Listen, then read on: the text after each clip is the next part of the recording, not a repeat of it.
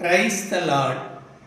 இயேசுவுக்குள் அன்பான இறை உறவுகளே, இறை வார்த்தையோடு இந்த நாளிலே உங்களை சந்திக்கிறேன். இறை வார்த்தையாக மத்தேயு எழுதின சுவிசேஷம் 14வது அதிகாரம். இயேசு தம் சீடர்களோடு மக்கள் கூட்டத்தினிடையே வந்த பொழுது ஒருவர் இயேசுவிடம் வந்து முழந்தாள் படியிட்டு அவரிடம், ஐயா, என் மகன் வலிப்பு நோயினால் பாதிக்கப்படுகிறான், தீயிலும் தண்ணீரிலும் விழுகிறான். அவனை உன் சீடர்களிடம் கொண்டு வந்தேன், ஆனால் அவர்களால் குணப்படுத்த முடியவில்லை என்றார். இயேசு உடனே, இந்த சீரழிந்த தலைமுறையினர் எவ்வளவு காலம் என்னோடு இருப்பார் என்று சொல்லி அவனை என்னிடம் அழைத்து வாருங்கள் என்று கூறுகிறார். அவனை அழைத்து வந்த பொழுது இயேசு அந்த பேயை அதட்டுகிறார். அந்த பேய் அவனை விட்டு அகன்று போகிறது. அவன் சுகமடைகிறான்.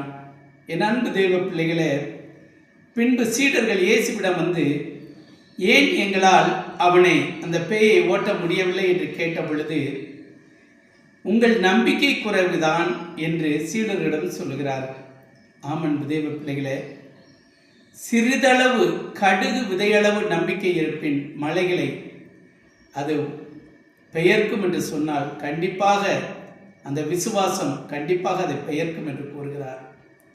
நம்மிடம் விசுவாசம் இருக்கிறதா? முக்கியமாக இன்றைக்கு அதைத்தான் இயேசு நம்மிடத்திலே அறிவுறுத்துகிறார். விசுவாச குறைவு. எத்தனையோ பேரிடத்துல போய் நாம் ஜெபிக்கிறோம், அங்கே போகிறோம், இங்கே போகிறோம். சில பேர் இருக்கிறாங்க, திடீர்னு ஒரு நாள் ஃபோன் வரும், பிரதர் எனக்காக ஜெபிங்க. ஆனால் பல நாட்கள் அவங்க ஜெபிக்கவே சொல்ல மாட்டாங்க. ஏன்? ஏதாவது ஒரு பிரச்சனைன்னு அப்போ தான் நினைவு வரும்.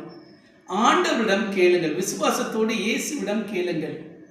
நம்பிக்கை கண்டிப்பாக இருக்கணும். இயேசு என்னை குணப்படுத்துவார், இயேசு எனக்கு சுகம் கொடுப்பார் என்ற அந்த விசுவாசத்தோடு இயேசுவிடத்தில் நாம் முழங்கால் படியிட்டு ஜெபிக்கும் பொழுது அவரால் குணமாக்க முடியாத ஒன்றுமில்லை. எத்தனையோ பேய்கள் ஓட்டிய அவர், உங்களாலும் முடியும். என்னுடைய வாழ்க்கையிலும் என் அன்பு தேவ பிள்ளைகளே, இந்த காரியங்கள் வந்திருக்கிறது.